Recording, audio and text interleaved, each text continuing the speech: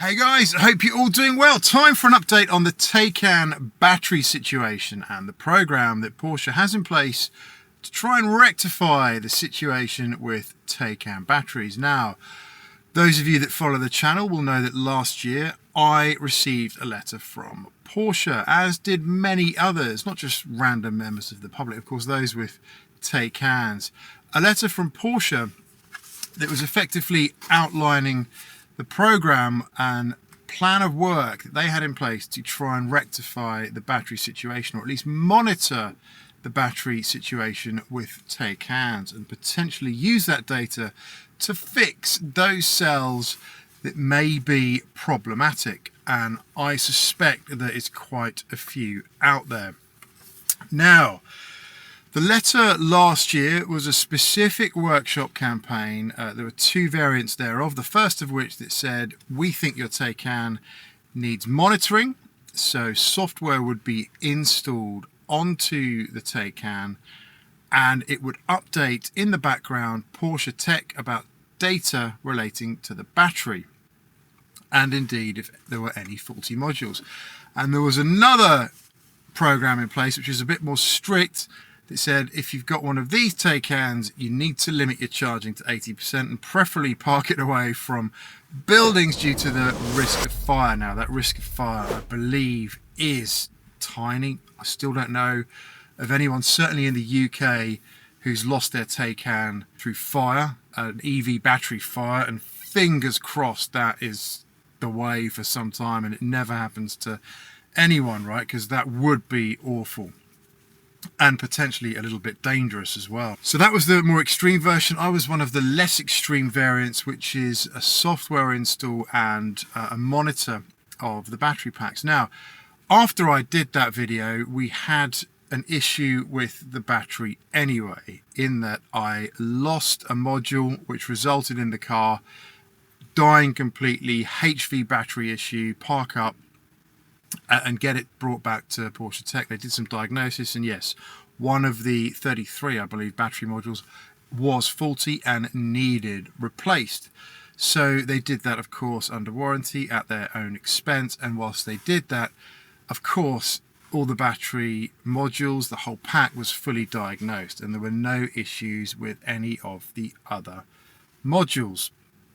So in a way, I'm not so sure I need that software urgently, perhaps as urgently as some other folk out there in the world.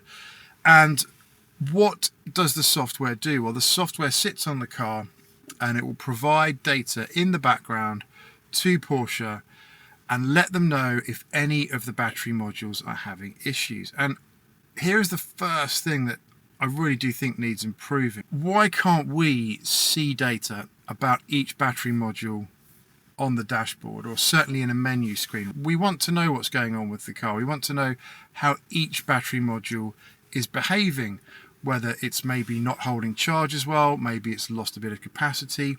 And this, of course, is all changing as part of Euro 7. I'm not sure you'll be able to get down to the individual module level on EV cars, but certainly you can see a battery state of health monitor on the dashboard or on a menu. It's going to be provided to you so you can check yourself, have a quick glance, my battery looks good, or hey, my battery is starting to deplete a little bit, or indeed I have a fault with a specific module or cell. Who knows how much detail or what depth they'll go into there, but certainly it is a really significant step in the right direction. But meanwhile, we've just got to keep our fingers crossed and trust that that software that is being installed in the background for us Taycan owners can absolutely look at what's going on and proactively alert Porsche and get us in for a repair if needed. Now, the letter we received last year said that the software would be installed early this year, right? So January timeframe. And I heard a few folk chime in the comments. And thank you again for all your comments. If you haven't liked and subbed already, please do. It's massively appreciated. I'll keep the content coming and we'll get some fun Taycan content coming soon as well, because I've been reporting on some of the issues I've had recently, so perhaps it's maybe leaning a little bit in the negative direction. So we'll spin some positivity back onto it, because it is still a great car to drive. I love driving this car, I really do.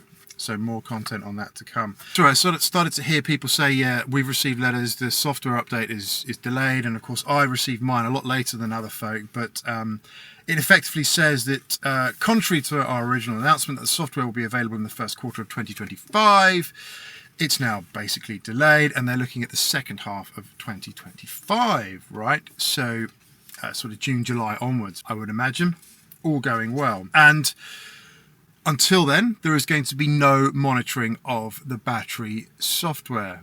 You'd have to take your car into Porsche if you suspect there's any issues, or you're getting maybe the yellow warnings, which is maybe a potential issue. Then you can go into Porsche maybe and get it checked over. But right now, there's no background monitoring. Now, the problem I have here is that I won't have the car after this point, so we won't get the software on, and we won't get to understand what is absolutely happening, or what is actually happening with the battery. And I should add, this campaign here is WRS0, which is the battery monitoring software installation. You can see that on the screen now. But this is one of the ongoing, I guess, negative aspects of the Taycan, right, is that Gen 1 battery platform. There was a guy in the comments recently who stated that his battery had issues. Gen 1 Taycan, and they, at a cost of, I believe, about 47,000, were installing a brand new Gen 2 battery. This is what was said in the comments, and I've no reason to disbelieve that.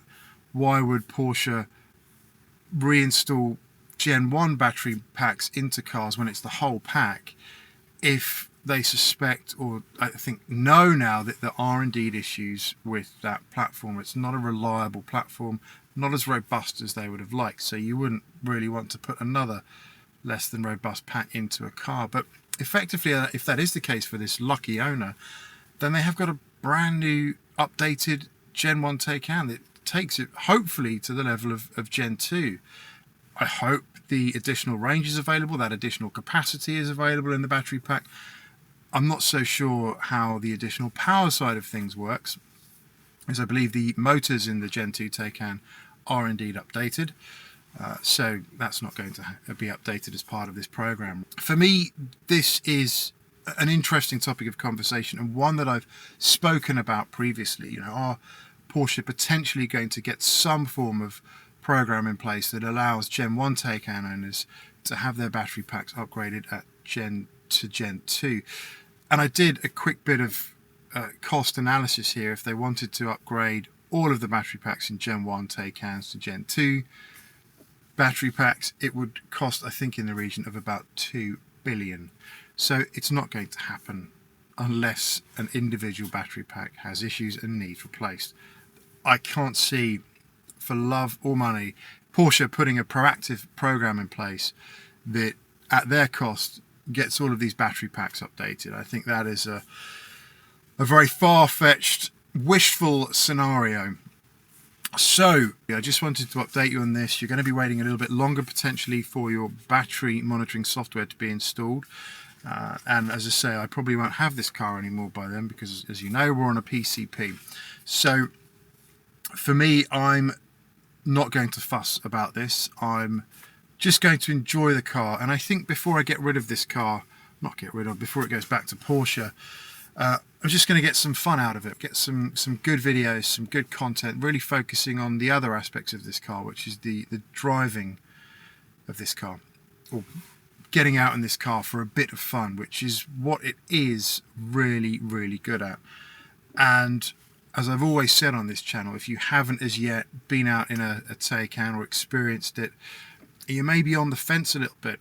Maybe give it some consideration, because there are a significant number of cars out there on the used market right now for your taking. You can get out there, get down to some dealers, independent dealers, to Porsche OPCs, look at their stock, get out for some test drives and see what you think of this car. Because if you haven't yet experienced one to drive, I would absolutely urge you to do so.